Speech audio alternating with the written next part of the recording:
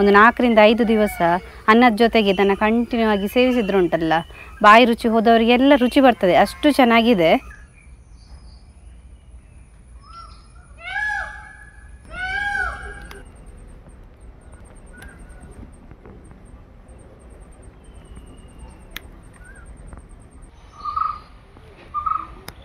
Friends, ಈ ಚಳಿಗಾಲಕ್ಕೆ ಉಂಟಲ್ಲ ಬಾಯಿ ರುಚಿನೇ ಇರುವುದಿಲ್ಲ. ಅಂದರೆ ಶೀತ ಎಲ್ಲ ಆಗಿರ್ತದೆ ನೋಡಿ, ಆವಾಗ ಬಾಯಿಯ ರುಚಿ ಎಲ್ಲ ಕೆಟ್ಟಿರ್ತದೆ.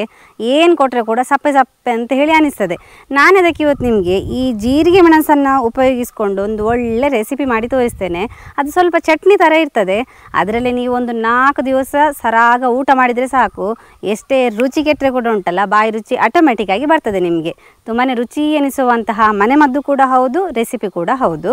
ಯಾವ ರೀತಿ ಮಾಡೋದಂತ ಹೇಳಿ ನೋಡುವ ಅಲ್ಲ. ಹಾಗಾದರೆ ವಿಡಿಯೋ ಸ್ಟಾರ್ಟ್ ಮಾಡುವ.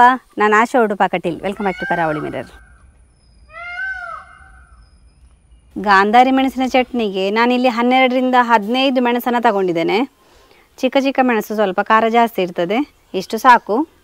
ಅದನ್ನು ತೊಟ್ಟು ಸಮೇತ ತಗೊಂಡಿದ್ದೇನೆ, ಯಾಕಂತೇಳಿದರೆ ತೊಟ್ಟು ಸಮೇತ ಹಾಕಿದರೆ ರುಚಿ ಇರ್ತದೆ.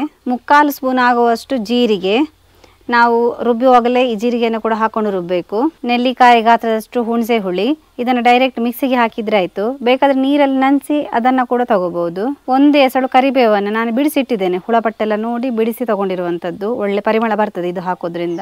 ರುಚಿಗೆ ತಕ್ಕಷ್ಟು ಉಪ್ಪು. ನೀರುಳ್ಳಿಯನ್ನು ಸಣ್ಣದಾಗಿ ಕಟ್ ಮಾಡಿಕೊಳ್ಳುವ.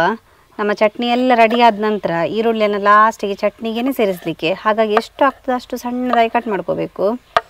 ಇದೆಲ್ಲ ನಮಗೆ ಬಾಯಿ ರುಚಿಗೆ ಮಾಡ್ತಾ ಇರುವಂತಹ ಚಟ್ನಿ ನೋಡಿ, ಹಾಗಾಗಿ ಈ ಥರ ಎಲ್ಲ ಮಾಡಲಿಕ್ಕೆ ಇರುವಂಥದ್ದು. ಇಲ್ಲದಿದ್ದರೆ ನಾವು ಮಿಕ್ಸಿಗೆ ಹಾಕೊಂಡೆಲ್ಲ ಒಟ್ಟಿಗೆ ರುಬ್ಕೋಬಹುದು, ಆದರೆ ಅದು ಚೆನ್ನಾಗಿರೋದಿಲ್ಲ.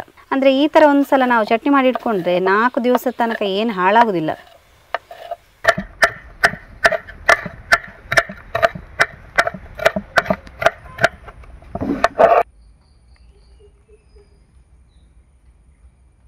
ಟೊಮೆಟೊ ಒಂದು 4 ಈ ಥರ ಕಟ್ ಮಾಡಿದರೆ ಸಾಕು.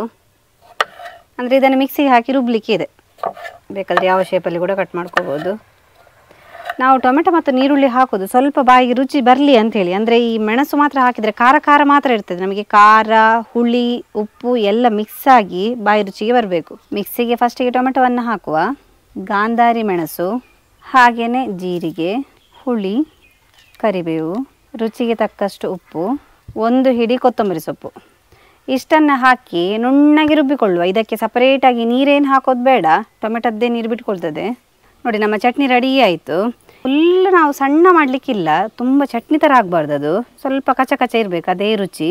ನಾವು ಹುಳಿಯೆಲ್ಲ ಹಾಕಿರೋದ್ರಿಂದ ತುಂಬಾ ಚೆನ್ನಾಗಿ ಟೇಸ್ಟ್ ಬರ್ತದೆ. ಹುಳಿ, ಖಾರ, ಹಾಗೆಯೇ ಈ ಉಪ್ಪು ಎಲ್ಲ ಮಿಕ್ಸ್ ಆಗಿ ಚೆನ್ನಾಗಿ ಟೇಸ್ಟ್ ಬರ್ತದೆ. ಅದಕ್ಕೆ ಪರಿಮಳಕ್ಕೆ ಬೇಕಾಗಿ ನಾವು ಕೊತ್ತಂಬರಿ ಸೊಪ್ಪು, ಕರಿಬೇವೆಲ್ಲ ಹಾಕಿರ್ತೇವೆ ನೋಡಿ, ಅದು ಕೂಡ ಒಳ್ಳೆ ಪರಿಮಳ ಬಂದು ಬಾಯಿ ರುಚಿ ಇಲ್ಲದವರಿಗೆ ರುಚಿ ಬರ್ತದೆ. ಅದು ಅಷ್ಟು ಚೆನ್ನಾಗಿದೆ. ನಾವು ಕಟ್ ಮಾಡಿದ ಈರುಳ್ಳಿಯನ್ನು ಈ ಥರ ಮೇಲ್ಗಡೆ ಹಾಕುವ. ನೀರುಳ್ಳಿನ ನೋಡಿ ಈ ಥರ ಮೇಲ್ಗಡೆ ಹಾಕಲಿಕ್ಕಿದೆ, ಹಾಗಾಗಿ ನಾವು ಚಿಕ್ಕದಾಗಿ, ಎಷ್ಟು ಚಿಕ್ಕದಾಗ್ತದೆ ಅಷ್ಟು ಚಿಕ್ಕದಾಗಿ ಕಟ್ ಮಾಡಿ ಇಟ್ಕೊಂಡಿರೋದು. ಈ ಥರ ಹಾಕ್ಕೊಂಡು ಚೆನ್ನಾಗಿ ಇದನ್ನು ಮಿಕ್ಸ್ ಮಾಡಬೇಕು. ಒಂದು 4 ರಿಂದ 5 ದಿವಸ ಅನ್ನದ ಜೊತೆಗೆ ಇದನ್ನು ಕಂಟಿನ್ಯೂ ಆಗಿ ಸೇವಿಸಿದ್ರು ಉಂಟಲ್ಲ, ಬಾಯಿ ರುಚಿ ಹೋದವರಿಗೆಲ್ಲ ರುಚಿ ಬರ್ತದೆ, ಅಷ್ಟು ಚೆನ್ನಾಗಿದೆ.